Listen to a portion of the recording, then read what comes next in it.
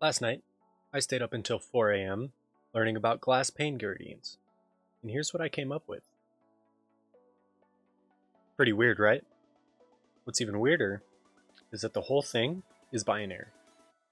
See, look. So how does binary actually work? Right here, we have a little setup for you. So this whole row represents 1. So if there's a block here, it's 1. If there's a block here, it also represents 1. Same with 2. This is the 2 row. It's the 4 row. It's 8 row, 16 row, 32, 64, 128, 256, 512, 1024. So if there's a block in any of these rows, it represents it, right? That's the basic understanding of binary. And here's the first 16 numbers. So this is in row 1, so it's a 1. This is in row 2, so it's a 2. Right here, we have 1 in row 1 and 1 in row 2. Makes it 3. This row is 1, 2, 4. This is 4. 4 plus 1 is 5. 4 plus 6, or 4 plus 2 is 6. Going all the way up to 16. And interestingly enough, this right here is exactly what this whole thing looks like. You have 1, 2, 3, 4, 5, 6, all the way up.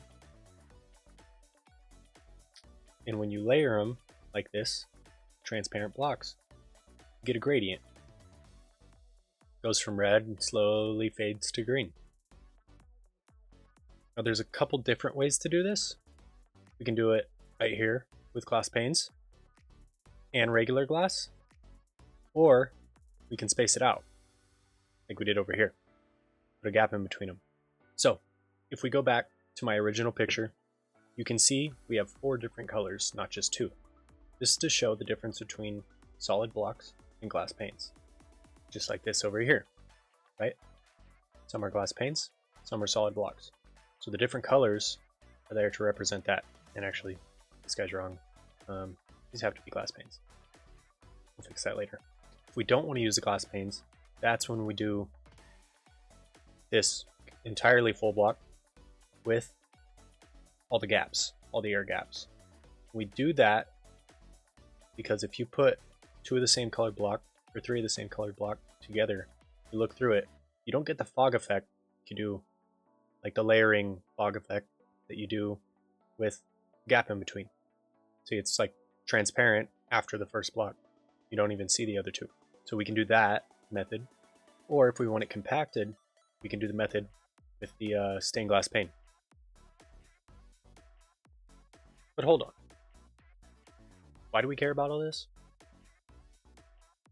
Oh, right. I want to build an entire glass gradient in this world for every color.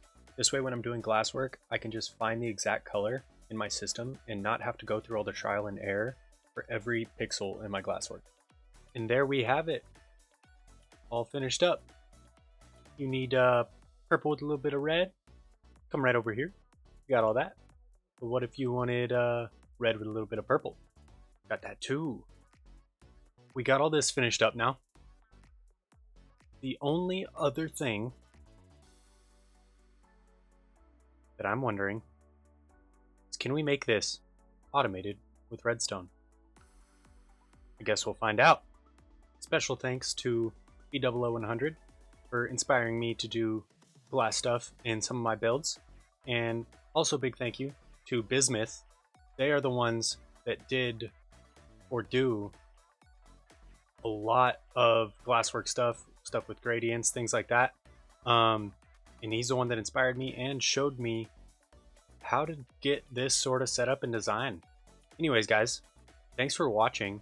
Don't forget to like and subscribe if you want to see if we can build an automated version of this. And yeah, we'll see you on the flip. Deuces.